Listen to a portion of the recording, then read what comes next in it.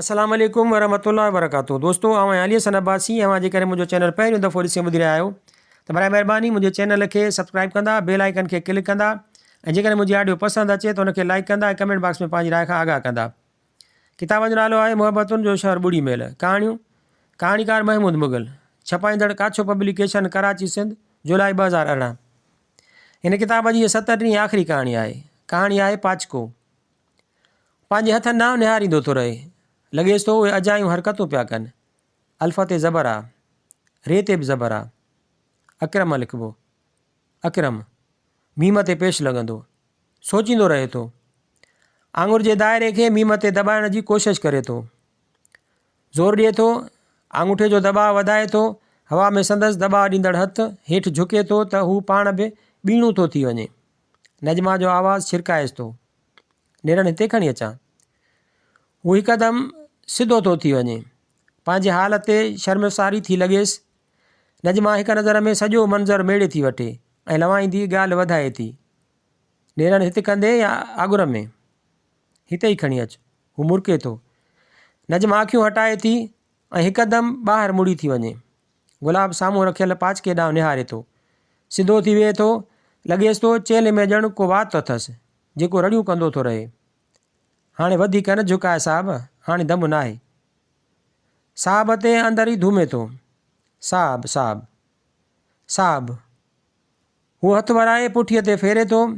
करंगी ऐं चेल ते हथु फेरींदे भुणके थो। केॾांहुं वई साहिबी, केॾांहुं विया मुंहिंजा साहब। अखि वरी पाचके ते पएसि थी। भुणके थो, विया या वेंदा?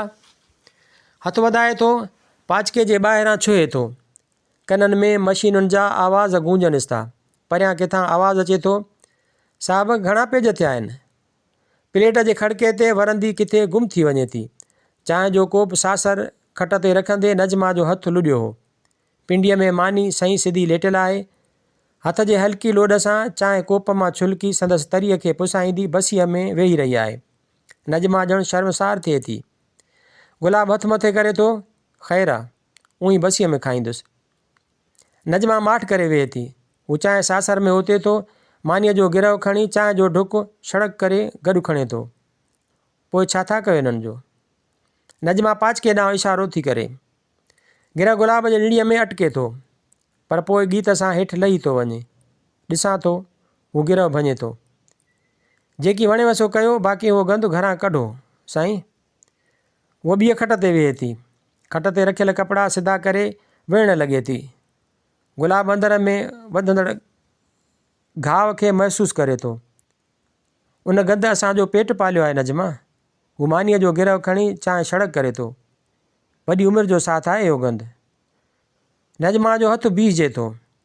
ख़राबु लॻो साईं त माफ़ी, बाक़ी हाणे ॿार बि नाराज़ थियनि था। अजायूं शयूं आहिनि, सफ़ाई कजे, जान छॾाइजे। त खणा त पियो थो न। हू ढुक भरे थो। खणा पियो थो, बाक़ी ॿधी छा लाइ रखिया अथमि? हिकु त तोखे कावड़ अचे झटि थी साईं। हाणे केरु चवे? कावड़ नथो कयां नजू, उथे थो। कावड़ नथो कयां, पंहिंजे अंदर ते मातम थो कयां। नजमा ॻाल्हि मटाइण थी घुरे। कंहिंखे विकिणंदा? मतिलबु ट्रामू आहे, चङा पैसा मिली वेंदा। हूअं त उहे कंहिं कम जा न आहिनि। बचनि खे घणा माण्हू विकिणंदा आहिनि नजमा। हू बीह थो रहे। नजमा बि कपिड़नि मां हथ कढे थी। ॼण वणंदी नथी ठहेसि। हू पाचको खणे थो। ॾिसां थो हिननि सां छा थो कयां। बिना कुझु ॻाल्हाइण ऐं ॿुधण जे हू तकिड़ो ॿाहिरि निकिरे थो। पोयां मुड़ी ज़ाल ॾांहुं निहारे बि नथो। जेका चवे थी सघे त पाचको वापसि आणिजो या वरी ॿियो वठी अचिजो। ख़ाली पाचको घर में खपे थो। रस्ते ते हलंदे पाचके में पियल अखरनि जूं रड़ियूं ॿुधण में अचनिसि थियूं। साहब कंपाज़िटर आहीं, कंपोज़ कयो थी असांखे। ईअं कीअं थो नातो टोड़ी? प्रेस में गॾु कमु कयो अथऊं। 30-40 साल। 12 सालनि जो हुए जो हथ में आया हुआसीं। अधु सदी मिलिया हूं। ॿेली ईअं न कर। काॾे थो करीं असांखे? तुंहिंजे अबे जूं निशानियूं आहियूं। हू ॿुधो अणॿुधो थो करे। पुठीअ ते पाचके जो भार वधंदड़ लॻेसि थो। आवाज़नि साण बोझ वधेसि थो।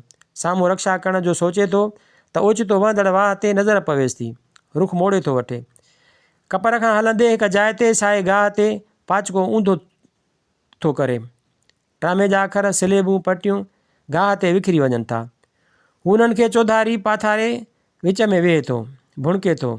यादि अथव न कीअं जुमिला जोड़ींदा हुओ, कीअं पटियुनि जे भाकुर में भरिजंदा हुओ, कीअं आङुरियुनि जे विच में फॿाए रखंदो हुउसि अव्हां खे जेसीं जुमिलो मुकमिल थिए। यादि अथव न? लॻेसि थो हिकु हिकु हरफ़ कंध आकार में लोॾे थो, भुणके थो।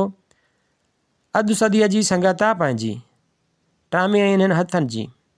जेके जुमिला जोड़ियासीं से त अलाए केॾांहुं विया, हाणे बेकार हूं, असांजी ज़रूरत ई न आहे। हू हिकु हिकु हरफ़ खणंदो पाणीअ में उछलाईंदो थो वञे ऐं भुणके थो। कंपाज़िटर विया मरी, अखर अलाए काॾे विया। ट्रामो ख़तमु थी वियो, हयाती ट्रामणी थी वई। गंध, ॿुहर ऐं छाईअ जहिड़ा लफ़्ज़ सड़ंदा न त छा कंदा, साड़ींदा न त छा कंदा। अव्हां जी ज़रूरत न आहे। हाणे अव्हां खां वधि त ख़ाली पाचको ज़रूरी आहे। कंहिं कम जो त आहे। तव्हां हाणे हिन पाणीअ में ठरो, आराम कयो। रोअंदो थो रहे, अखरनि खे पाणीअ में उछलाईंदो रहे थो। हर को अखर वींदे वींदे रड़ियूं थो करे। हू ज़ोर सां रड़ थो करे।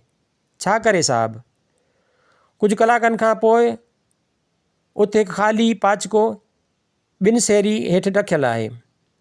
कुझु कलाकनि खां पोइ उते हिकु ख़ाली पाचको ॿिनि सिरुनि हेठि रखियलु आहे।